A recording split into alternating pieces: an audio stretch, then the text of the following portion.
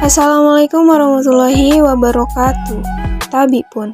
Perkenalkan, saya Anggra Wahyuni, NPM 21110111114 dari Fakultas Ekonomi dan Bisnis, Prodi Manajemen Universitas Lampung, tahun 2021. Di video ini, saya akan membahas tentang materi yang berjudul Tata Kata Mata Kuliah Bahasa Indonesia. Disimak sampai selesai ya, semoga bermanfaat.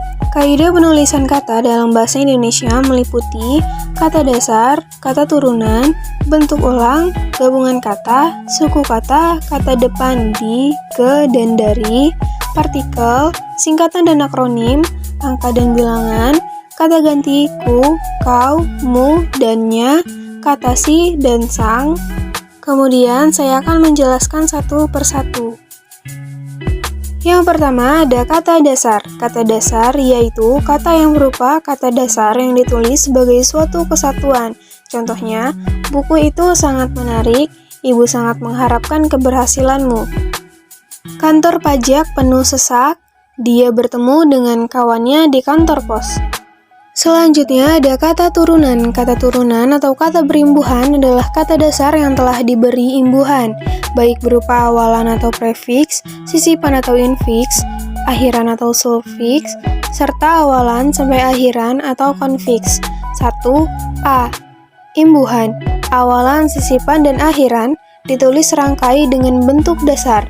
Contohnya, membeli, diproduksi, perdagangan. B. Imbuhan dirangkaikan dengan tanda hubung jika ditambahkan pada bentuk singkatan atau kata dasar yang bukan bahasa Indonesia. Contohnya, mem-PHK-kan, di-PTU-kan, di-restart. Selanjutnya, masih dengan kata turunan, yang kedua ada jika bentuk dasarnya berupa gabungan kata, awalan, atau akhiran, ditulis serangkai dengan kata yang langsung mengikuti atau mendahuluinya. Contohnya, bertepuk tangan, garis bawahi. 3. Jika bentuk dasar yang berupa gabungan kata mendapat awalan dan akhiran sekaligus, unsur gabungan kata itu ditulis serangkai. Contohnya, dilihat gandakan, menggaris bawahi. Yang keempat, jika salah satu unsur gabungan kata hanya dipakai dalam kombinasi, gabungan kata itu ditulis serangkai. Contohnya, adipati, aerodinamika, kosponsor. Kemudian yang ketiga ada bentuk ulang. Bentuk ulang adalah kata ulang atau bentuk kata yang diperoleh melalui proses reduplikasi atau pengulangan, baik secara keseluruhan, sebagian, maupun perubahan. Yang pertama ada bentuk ulang ditulis dengan menggunakan tanda hubung di antara unsur-unsurnya. Contohnya, cita-cita, tukar-menukar, saham-saham. Yang kedua, awalan dan akhiran ditulis serangkaian dengan bentuk ulang. Contohnya, merata-ratakan, melambai-lambaikan, memata-matai. Kemudian ada gabungan kata. Gabungan kata juga bisa dimaknai ketika suatu kata terdiri atas kata awalan dan diberi akhiran. Hampir seluruh bentuk gabungan kata diberi awalan dan akhiran. Beberapa penulisannya pun juga diberi tanda hubung agar tidak menimbulkan kesalah pengertian. Yang pertama ada unsur-unsur gabungan yang lazim disebut kata majemuk ditulis terpisah. Contohnya kerjasama, duta besar, kambing hitam, dan bertanggung jawab. Yang kedua, gabungan kata yang dapat menimbulkan kesalah pengertian dapat ditulis dengan menambahkan tanda hubung di antara unsur-unsurnya untuk menegaskan pertalian unsur yang bersangkutan. Contohnya, anak istri Ali, ibu bapak kami, dan buku sejarah baru. Yang ketiga, gabungan kata yang dirasakan sudah padu benar ditulis serangkai. Contohnya, acap kali, barangkali, dan daripada. Selanjutnya ada suku kata. 1. Pemenggalan kata pada kata dasar dilakukan sebagai berikut. A. Jika di tengah kata ada huruf vokal yang berurutan, pemenggalannya dilakukan di antara kedua huruf vokal itu. Contohnya, ju, al, li, ku, i, di, tas, efisien. B. Huruf diftong, ai, au, dan oi tidak dipenggal. Contohnya, aula, saudara, amboy, dan pandai. C. Jika di tengah huruf kata dasar ada huruf konsonan di antara dua buah huruf vokal, pemanggalannya dilakukan sebelum huruf konsonan itu. Contohnya, busur, modal, variabel, dengan, veto, pajak, mutakhir, dan musyawarah. Masih lanjutan suku kata yang D, jika di tengah kata dasar ada dua huruf konsonan yang berurutan, pemanggalannya dilakukan di antara kedua huruf kosong. Contohnya, fiskal, kurva, caps, depresi, sanggup, kartel, dan April.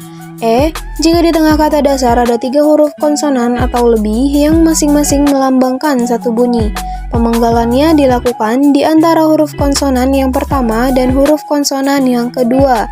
Contohnya, eksplisit, infrastruktur, ekspor, dan instrumen. Yang kedua, pemanggalan kata dengan awalan, akhiran, dan partikel dilakukan di antara bentuk dasar dan imbuhan atau partikel itu. Contohnya, diimpor, memproses, terhitung, diambil, berisi. Selanjutnya ada kata depan di, ke, dan dari. Ditulis terpisah dari kata yang mengikutinya kecuali di dalam gabungan kata yang sudah lazim dianggap suatu kata, seperti kepada dan daripada. Contohnya, menabung di bank, pusat kegiatan ekonomi berada di pasar. Selanjutnya ada partikel. 1. Partikel lah, kah, dan tah ditulis serangkai dengan kata yang mendahuluinya. Contohnya, berapakah kurs rupiah hari ini? Apatah gunanya kebijakan fiskal? 2. Partikel pun ditulis terpisah dari kata yang mendahuluinya. Contohnya, apapun masalahnya, dia dapat mengatasinya dengan bijaksana.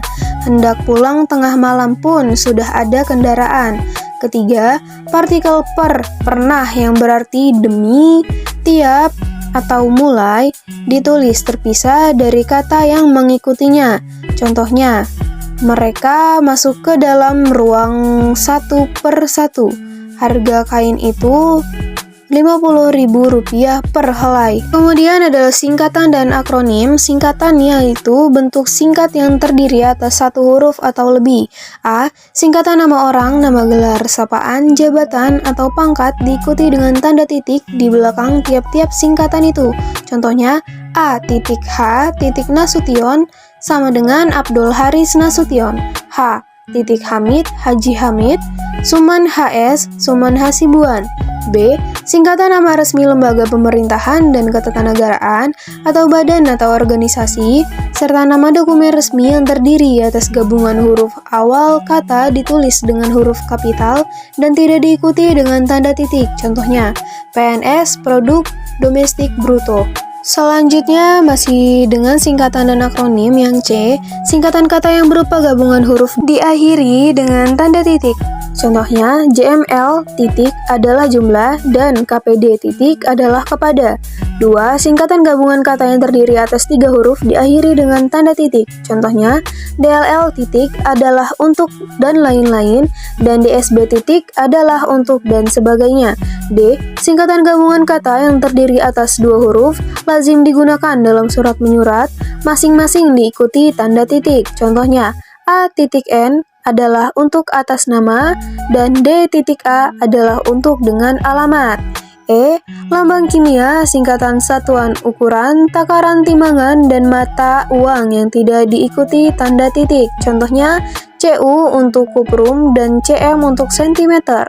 2. Akronim yaitu singkatan dari 2 kata atau lebih yang diperlukan sebagai sebuah kata. A. Akronim nama diri yang berupa gabungan huruf awal unsur-unsur nama dari ditulis seluruhnya dengan huruf kapital tanpa tanda titik. Contohnya, LIPI yaitu Lembaga Ilmu Pengetahuan Indonesia. B. Akronim nama diri yang berupa singkatan dari beberapa unsur ditulis dengan huruf awal kapital. Contohnya, Bulog untuk Badan Usaha Logistik dan Bappenas untuk Badan Perencanaan Pembangunan Nasional. Yang C. Akronim bukan nama diri yang berupa singkatan dari 2 kata atau lebih ditulis dengan huruf kecil. Contohnya, pemilu yaitu pemilihan umum dan iptek untuk ilmu pengetahuan dan teknologi. Kemudian ada angka dan bilangan. Bilangan dapat dinyatakan dengan angka atau kata. Angka dipakai sebagai lambang bilangan atau nomor. Di dalam tulisan lazim digunakan angka Arab maupun Romawi. Angka Arab 1, 2, 3, 4, 5, 6, 7, 8, 9. Angka Romawi 1, 2, 3, 4, 5, 6, 7, 8, 9. A. Bilangan dalam teks dapat dinyatakan dengan satu atau dua kata ditulis dengan huruf, kecuali jika bilangan itu dipakai secara berurutan seperti dalam perincian atau paparan. Contohnya, mereka menonton drama itu sampai 3 kali. B. Bilangan pada awal kalimat ditulis dengan huruf. Jika lebih dari 2 kata susunan kalimat diubah agar bilangan yang tidak dapat ditulis dengan huruf itu tidak ada pada awal kalimat. Contohnya, 50 siswa kelas 6 lulus ujian. C. Angka yang menunjukkan bilangan utuh besar dapat dieja sebagian supaya lebih mudah dibaca. Contohnya, perusahaan itu baru saja mendapat pinjaman 550 miliar rupiah. Selanjutnya yang D, angka digunakan untuk menanyakan ukuran, panjang, berat, luas, isi, satuan waktu, nilai, dan jumlah. Contohnya, 2 meter, 10 kg, tahun 2003 dan pukul 10.00 WIB. E, angka digunakan untuk melambangkan nomor jalan, rumah, apartemen, atau kamar. Contohnya, Jalan Tanah Liwa 2, nomor 117. F, angka digunakan untuk menomori bagian karangan atau ayat kitab suci. Contohnya, bab 12, pasal 127, halaman 12, dan surat Yasin ayat 9. G, penulisan bilangan dengan huruf dilakukan sebagai berikut. A, bilangan utuh, yaitu 12, 30, atau 5.000. Yang B, bilangan pecahan, misalnya setengah atau 1/2, 1/4 atau 1/4. Kemudian yang H, penulisan bilangan tingkat dapat dilakukan dengan cara berikut. Contohnya, pada abad ke-20 menggunakan angka Romawi kapital. Dalam kehidupan pada abad ke-21 menggunakan huruf dan angka Arab. Pada awal abad ke-20 menggunakan huruf. Dan yang I, penulisan bilangan yang mendapat akhiran an mengikuti cara berikut. Contohnya, 5 lembar uang 1000-an dan tahun 1924-an. Selanjutnya yang J, bilangan tidak perlu ditulis dengan angka dan huruf sekaligus dalam teks, kecuali di dalam dokumen resmi seperti akta dan kwitansi. Contohnya, lemari itu berisi 15 buku novel dan 5 majalah remaja, atau pabrik itu memproduksi tahu sebanyak 2000 dalam sehari. Yang K, jika bilangan dilambangkan dengan angka dan huruf, penulisan harus tepat. Contohnya, ayah saya baru saja mengirimkan uang bulanan kepada saya sebesar 2 juta rupiah. Selanjutnya ada kata ganti ku, kau, ku, mu, dan nya. Kata ganti ku dan kau ditulis serangkai dengan kata yang mengikutinya. Kata ganti ku, mu, dan nya ditulis serangkai dengan kata yang mendahuluinya. Contohnya, buku ini boleh kau baca. Bukuku, bukumu, dan bukunya tersimpan di perpustakaan. Selanjutnya ada kata si dan sang. Untuk kata si itu sendiri ada contohnya. Surat itu dikembalikan kepada si pengirimnya. Toko itu memberikan hadiah kepada si pembeli sebagai promo event akhir bulan. Kata sang, contohnya, ibu memberikan mainan kepada sang anak. Ayah selalu menaati perintah dari sang ibu. Selanjutnya ada penggunaan diksi atau pilihan kata. Penggunaan diksi harus mematuhi 4 unsur berikut, yaitu tepat, untuk mencegah kesalahan penafsiran yang berbeda, dan membantu seseorang untuk mengungkapkan dengan tepat apa yang ingin disampaikan. Yang kedua, cermat. Ketiga, benar. Keempat, membantu memberi nilai pada suatu kata. Selanjutnya ada fungsi dari diksi. Yang pertama, membantu menyampaikan ide atau gagasan yang diekspresikan melalui bahasa yang digunakan. Yang kedua, mengekspresikan gagasan yang benar dan tepat. Diksi yang tepat, cermat, baik, dan benar akan menghasilkan nuansa yang positif. Diksi yang tepat membantu menciptakan suasana dan nuansa komunikasi yang juga benar-benar tepat. Diksi yang tepat membantu mencegah terjadinya kesalah tafsiran dan kesalahpahaman dalam proses komunikasi. Selanjutnya ada ketepatan pemilihan kata. Ada 4 nih. Yang pertama, cermat dalam membedakan makna denotatif dan makna konotatif sebuah kata. Yang kedua, cermat membedakan makna kata-kata yang bersinonim seperti adalah, ialah, merupakan, yaitu, dan yakni. Yang ketiga, penggunaan kata-kata umum dan kata-kata khusus secara cermat dan tepat. Yang keempat, penggunaan kata-kata abstrak dan kata-kata konkret dengan cermat dan tepat. Abstrak itu berciri-cirinya konsep, konkret berciri-ciri khusus. Yang terakhir ada kesesuaian pemilihan kata. Ada 6 nih. Yang pertama, penggunaan ragam baku secara tepat. Yang kedua, penggunaan kata ilmiah untuk penulisan karangan ilmiah saja, dan kata-kata non-ilmiah untuk berkomunikasi yang sifatnya non-ilmiah. Yang ketiga, penggunaan kata-kata dengan kondisi tertentu. Keempat, menggunakan kata berpasangan atau idiomatik. Yang kelima, penggunaan kata yang berhubungan dengan nilai sosial harus secara tepat.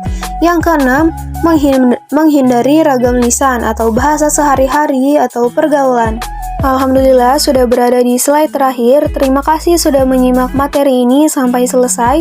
Semoga bermanfaat. Jangan lupa untuk terus jaga kesehatan dan patuhi protokol kesehatan. Mohon maaf jika ada kesalahan dan kekurangan pada materi ini. Wabillahi taufik wal hidayah. Wassalamualaikum warahmatullahi wabarakatuh.